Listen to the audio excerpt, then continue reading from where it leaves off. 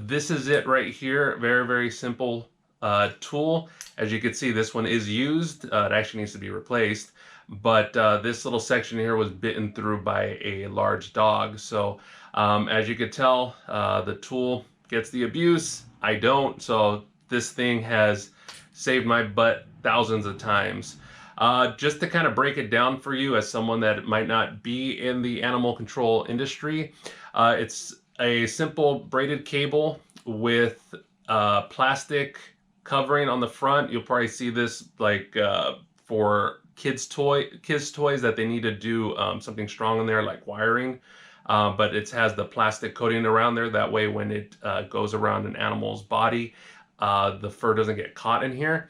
If it was just this exposed cable around here, it would be pretty rough to use on the animals because the little hairs get caught in here. So depends on the model you get. This one is about like a 5-foot model, but they do even make like a 10-foot model. Those just aren't practical though to carry inside of our trucks because they barely fit in there, even though they are collapsible. The next part here, so you see this red portion of the pole. This is actually a rubberized material because we already know the animal is probably going to bite this out of aggression, out of fear, out of the whatever situation it is that we need to use this. So this is rubberized. That way, when the animal puts its teeth into it, it's not going into a solid metal pole. It's actually going into something that will take some of the impact out of the animal's teeth away. So this is really nice part that they added to this. The rest of it, depending on the model, it could be a stainless steel, which this one is. It's really heavy. And for us, it has 2 rubberized grips on here for us to, easily grab hold of and take control of the animal. And the last part is the top part here, which this is actually the mechanism that releases and opens the catch pole. And the wire is the leftover wire. And how this tool works, it's very, very simple. I know it looks a little complicated when you see it, but this part here actually comes up and releases the cable down, which gives us the slack that we need over here. And all we do is actually literally just pull on this cable and it starts shrinking the bottom part.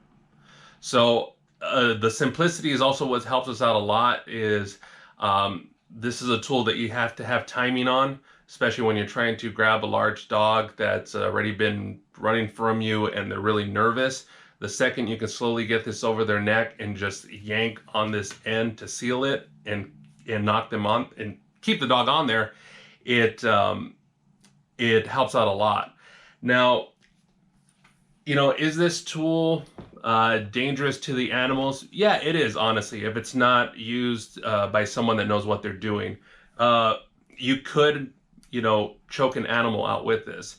But as with anybody with lots and lots of practice, I'm able to feel if it's too tight on the animal. And with the release mechanism here, you're easily able to, as you'll see, it's go down.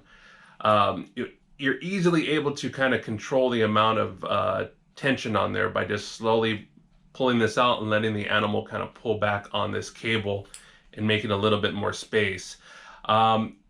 In 13 years of doing this, I have not had an animal get injured while on this.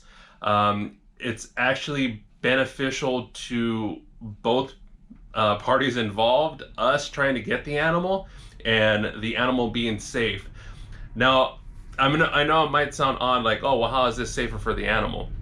Well, a lot of times when an animal gets deemed that it bit somebody, especially a dog, and let's just say the dog bit somebody and it was totally out of fear because the dog was running loose on the street, it doesn't know where it's at, and it gets freaked out.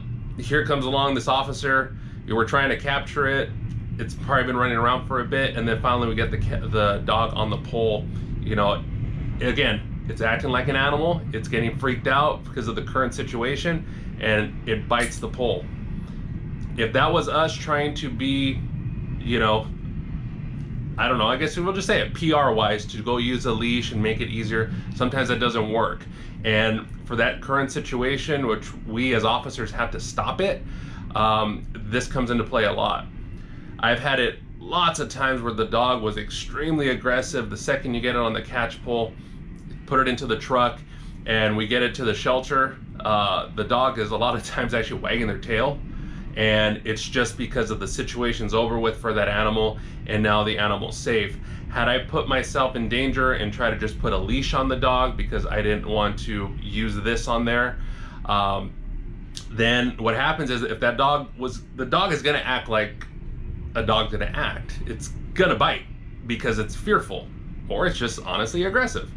And once you put that leash on there and it bites me, now we got two big problems. One, the dog has now bitten somebody. And if it was truly out of fear, now we screwed that dog I'm trying to get adopted, because we have to disclose that, it had bit somebody. Well, it bit me, And second, we actually have now an injured officer that's now out of the field and can no longer service the community because, we wanted to use a leash when we do have, access to this type of tool. Depending on what state, you might see this at, it also does depend on the quarantine process in your area. If a dog bites you or an animal bites you, a human being, they can be deemed on quarantine for like 10 days. So the dog is stuck, inside of a shelter for 10 days. That'll stress it out too. And a lot of the times it could have been avoided with just having the proper equipment. So this thing is a lifesaver. Anybody in the animal industry that has to deal with potentially aggressive animals, any animals, this tool is awesome.